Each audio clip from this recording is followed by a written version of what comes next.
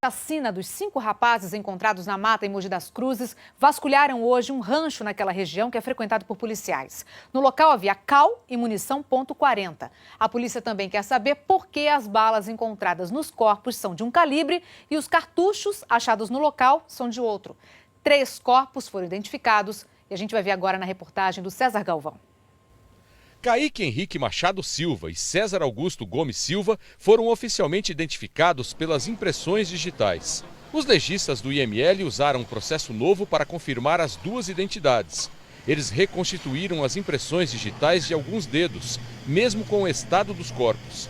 O terceiro identificado é Robson Fernando Donato de Paula. Ele era cadeirante desde que levou tiros e perdeu o movimento nas pernas.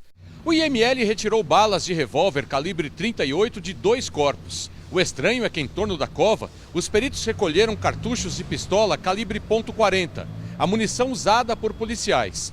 Isso deu a impressão aos investigadores de que a cena do crime possa ter sido preparada para incriminar a polícia. A participação de policiais na chacina também é investigada. A perícia já está com as balas e os cartuchos para analisar. A polícia já sabe que a munição .40 é de um lote comprado para uso de policiais civis e militares. Os peritos podem confirmar se os cartuchos foram usados pela primeira vez ou recarregados e reaproveitados pelos assassinos. A investigação também já sabe que mais de 2 semanas antes do desaparecimento dos 5 jovens, os antecedentes criminais de alguns deles foram consultados nos computadores da polícia. O sistema apontou que as pesquisas foram feitas por 2 PMs. Eles foram ouvidos pela Corregedoria da PM e depois pelo Departamento de Homicídios. Os 2 negaram envolvimento com as mortes e foram liberados. Enquanto as respostas para o crime não aparecem, os parentes estão com medo. O representante do Conselho Estadual dos Direitos da Pessoa Humana, o CONDEP, disse que vai pedir que uma das famílias seja colocada no programa de proteção, porque está sofrendo ameaças. Há carros rondando perto da casa, há uma moto rondando perto da casa, colocando arma na cintura. A pessoa do carro fica com o telefone, falando ao telefone, olhando para a casa deles. Se acontecer mais coisas do que já aconteceu, fica complicado no estado de São Paulo uma insegurança dessa, né? Os outros 2 corpos só podem ser identificados pelos exames de DNA. Um dos sequestradores do empresário Belarmino de Ascensão Marta é um ex-policial que já tinha sido expulso da corporação. Ele e outros 2 criminosos foram seguranças do empresário sequestrado. O dono do grupo Belarmino foi solto por policiais da Divisão Antissequestro de São Paulo e de Campinas e não houve pagamento de resgate. Belarmino de Ascensão ficou 31 dias preso num sítio nessa estrada, na área rural de Parelheiros, extremo sul da capital, um local de difícil acesso. O empresário estava num quarto sem janela e com uma porta com grade. Não teve agressão física propriamente dita, mas psicológica muita. Até motosserra ligando como se fosse para executá-lo. Então a vítima sofreu bastante. Dia 8 do mês passado, Belarmino estava na rodovia Anhanguera a caminho de Campinas e parou num restaurante. Imagens de câmeras de segurança mostram o momento em que 3 homens se apresentam como policiais, rendem e levam o empresário num carro clonado. A polícia foi logo acionada e teve que usar todos os recursos de tecnologia para chegar aos sequestradores. Jorge Talarico e José Hilton dos Santos foram presos próximo ao sítio, que serviu de cativeiro e que pertencia a Jorge Luiz Talarico. Eles estavam num carro com armas e R$6 mil em dinheiro. Ronaldo Paulino foi preso no cativeiro. De acordo com a polícia, os 3 homens presos já haviam trabalhado como seguranças do próprio empresário. E um deles, Jorge Luiz Talarico, já foi policial civil. Ele foi chefe dos investigadores aqui no 99º Distrito Policial na Zona Sul de São Paulo e foi expulso da polícia em outubro de 2010, depois de ser acusado de ter matado um auditor fiscal. Aos 80 anos, Belarmino é dono de uma das maiores empresas de transporte coletivo do Brasil. Uma delas é a Sambaíba, que atua na Zona Norte e no centro da capital.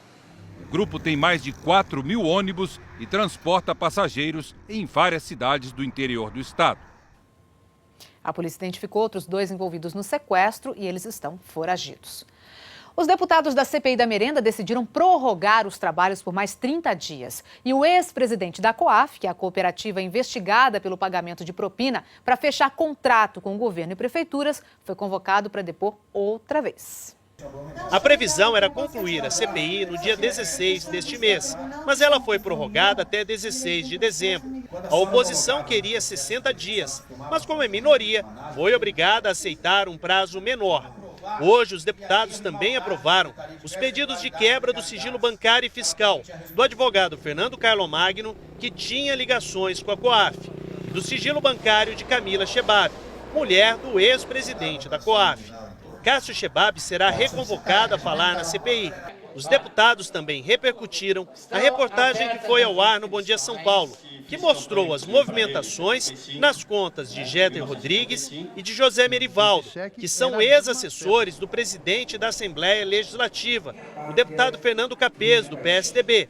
Na conta de Merivaldo, o Ministério Público encontrou depósitos anormais de R$500 mil. Eu estive na casa dos dois.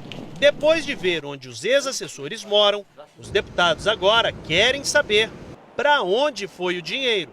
E hoje, pela primeira vez, deputados da base governista abandonaram a sessão. A falta de quórum impediu o depoimento de uma funcionária da Secretaria Estadual da Educação, que saiu frustrada com o comportamento dos deputados.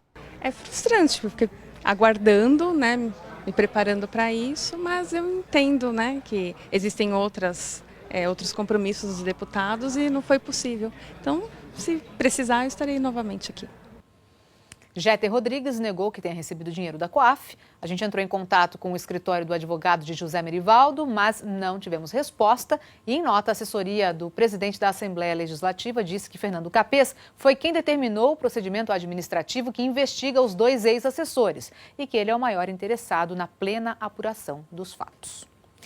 Hora de saber como é que fica o tempo. Maju, boa noite. Oi, Glória, boa noite. Tudo Vamos bom? aos destaques? Vamos. Olha só, vou começar pela temperatura de momento. Agora a gente está com 23 graus, esquentou como previsto, máxima de 29. As pancadas foram isoladas, choveu principalmente... Como previsto. Choveu principalmente na Zona Leste e também na região central. Amanhã, mais um dia aí com previsão de chuva em todo o estado, começando a partir da tarde, 19 graus de mínima, 32 de máxima. Calorão, eu quero saber as temperaturas dos próximos dias. Está mantido aquele sobe e desce? Tá, é um sobe e desce mais sutil, mas tá mantido. Olha, quinta-feira 28, sexta 26, sábado 24 de máxima e domingo 25. A partir da quinta, Glória, tem uma frente fria aí a caminho do estado de São Paulo. Vamos aguardar. Então tá bom, Maju. Tchau. Obrigada, boa noite. Boa noite. E vamos dar uma olhadinha no trânsito agora. A Avenida 23 de Maio, na altura do viaduto Tutóia, tudo tranquilo nos dois sentidos. 7 e 6, o SPTV volta já.